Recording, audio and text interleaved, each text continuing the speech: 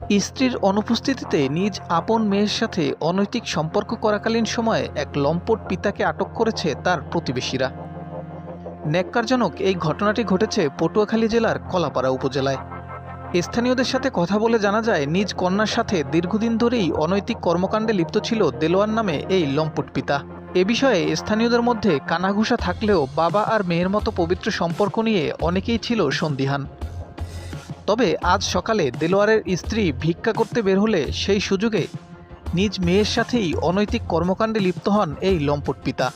স্থানীয় এক প্রতিবেশী এমন সময় তাদের ঘরে ঢুকে পড়লে বাবা ও মেয়েকে নগ্ন অবস্থায় দেখতে পান। পরবর্তীতে তিনি ডাক চিৎকার দিলে অন্যান্য প্রতিবেশীরা এসে তাদেরকে পাকড়াও করে।